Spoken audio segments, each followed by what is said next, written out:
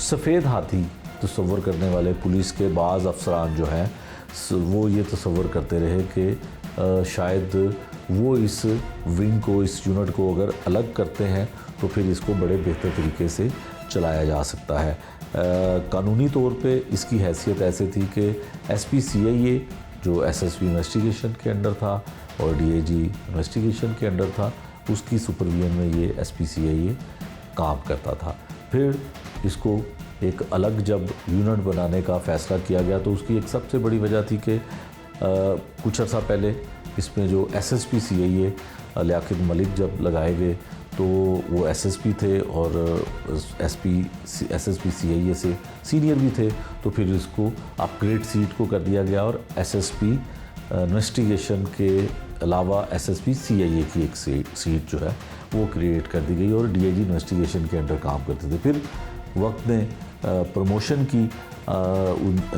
उस वक्त के SSP और आज के DIG लियाकत मलिक की, तो फिर इसके लिए DIG की सीट जो है वो क्रिएट कर दी गई। IG पंजाब और CCP लाहौर जो थे उन्होंने इसमें एफर्ट की कि इसको वाकई अलग जो है एक यूनिट बनाया जाए और ये यूनिट लोगों को जो रिलीफ देने का एक ज़रिया बन सकेगा। फिर इसके सेंटर्स जो हैं उनको वसी कर दिया गया। जब DIG की सीट क्रिएट की गई तो इसमें एक हेड क्वार्टर CIA का जो है वो टाउनशिप की एक इमारत थी, किसी सरकारी बिल्डिंग थी, उसको जो है वो रेनोवेट किया गया जिस पे करोड़ों रुपए की रकम खर्च हुई और करोड़ों रुपए उस इमारत पे लगाए गए। उसको बड़ा खूबसूरत अंदाज में जो है वो तामीर किया गया। बाज़ लोग या बाज़ पुलिस ज़राए हमारे ये बताते हैं कि इस पे लगने वाली जो रकम थी वो किसी पुलिस के फ़ंड से शायद नहीं आई थी और ये तमाम ख़ुद कफ़ील होने की हैसियत से तमाम CIA सेंटर्स में जो रकम लगी वो CIA सेंटर अपनी रकम जो है लगाते रहे। लेकिन एक यहाँ पे सवाल पैदा होता है कि वो रकम कौन सी थी और इन सेंटर्स पर और ख़ासकर CIA का जो हेड क्वार्टर, जिसे ऑर्गेनाइज क्राइम का हेड क्वार्टर कहा जाता है, ये रकम कहाँ से आती रही ये मुझे भी मालूम है, आपको भी मालूम होगा और पुलिस अफसरान को भी मालूम है कि ये रकम कौन सी थी। लेकिन इसकी कोई मुसद्दक़ा इतला नहीं है कि क्या ये हुकूमत की तरफ से या पंजाब पुलिस की तरफ से रकम दी गई थी या नहीं दी गई थी। ये क्या असराइयाँ हैं या एक बातें हैं जो मार्केट में पुलिस हलकों में डिस्कस होती हैं। फिर उसके बाद इसमें कुछ ऐसे काम हुए, कुछ ऐसे केसेस सामने आए जो इस ऑर्गेनाइज क्राइम यूनिट की बदनामी का बायस बने। मिसाल के तौर पे सबसे बड़ी बदनामी उस वक्त पैदा होती है जब इसका जो एक ड्रग्स के हवाले से जो अलग से यूनिट बनाया गया है वो था, उसमें इंस्पेक्टर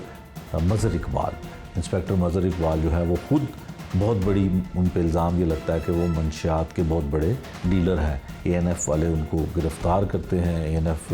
जो है उनकी जायदाद जो है वो भी कब्ज़े में ले लेते हैं, उनके ऊपर FIR भी होती हैं। अभी भी वो केस इंक्वायरी जो है वो पेंडिंग है, चीज़ें चल रही हैं। ये आने वाले वक्त में पता चलेगा कि ये इल्ज़ाम ठीक थे या गलत थे। फिर उसके बाद क्या होता है कि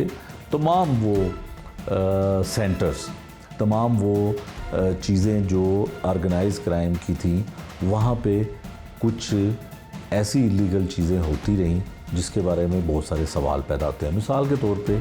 इसमें AVLS का एक यूनिट जो है वो भी शामिल है कि गाड़ियाँ और मोटरसाइकिल और दीगर व्हीकल्स जो हैं चोरी होती हैं, उसको भी पकड़ना AVLS की ज़िम्मेदारी है। लेकिन AVLS के अलावा दूसरे जो सेंटर हैं जिसमें सरफ़हरिस्त इकबाल टाउन सेंटर CIA का है, ये आता है जो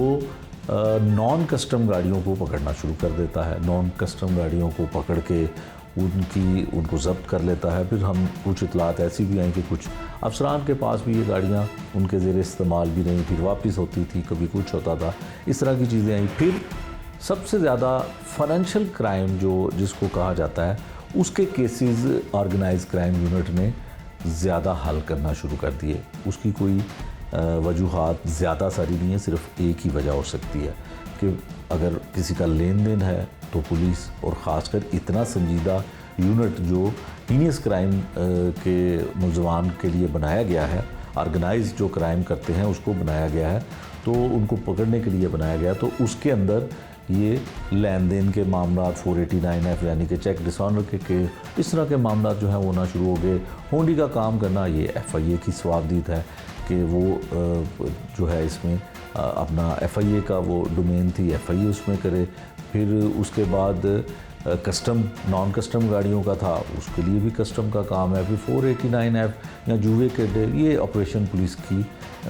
डोमेन में आता है, CIE की डोमेन में नहीं आता, लेकिन ये भी किए जाते रहे। फिर एक इल्ज़ाम जो इंतहाई संजीदा था इस दौर में सबसे ज़्यादा मुबैना पुलिस मुकाबले में, ये रिकॉर्ड चेक होगा, सारी चीज़ें ज़ाहिर आहिस्ता आहिस्ता खुलेंगी, तो मुबैना पुलिस मुकाबले किस सेंटर के लोगों ने ज़्यादा किए। फिर ये भी इल्ज़ाम लगता रहा कि एक पार्टी के शूटर जो हैं उनको मारने के लिए दूसरी पार्टी जो दुश्मनी और एक दूसरे के साथ कोई लड़ाई झगड़ा रखने वाले लोग जो थे वो एक दूसरे के शूटर्स जो हैं वो पुलिस मुकाबले में मरवाते रहे। ये पुलिस मुकाबले सच थे या झूठ थे, यकीनन अगर इनकी जुडिशल इंक्वायरी करवाई जाए तो वो सच का सच और झूठ का झूठ वो भी साबित हो जाएगा। तो इस तरह के मामला भी मुबैना पुलिस मुकाबलों के भी वो सामने आए, जिसमें एक ही तरह की FIR, एक ही तरह की बात पे साथी नामालूम अफराद जो हैं वो साथी आते हैं और वो उसको अपने साथियों की गोली से ही मुलज़िम को पुलिस की हिरासत में मार कर चले जाते हैं और पुलिस वाले महफूज रहते हैं। बहुत मोटा सा और हर शख्स को समझ आने वाला ये सवाल है, लेकिन आज तक वो नामालूम अफराद, उनकी कोई शनाख्त नहीं कर सका, उनकी पहचान आज तक नहीं हो सकी और ना ही कोई ऐसी फहरिस्त बनाई गई कि उनके बारे में पता चले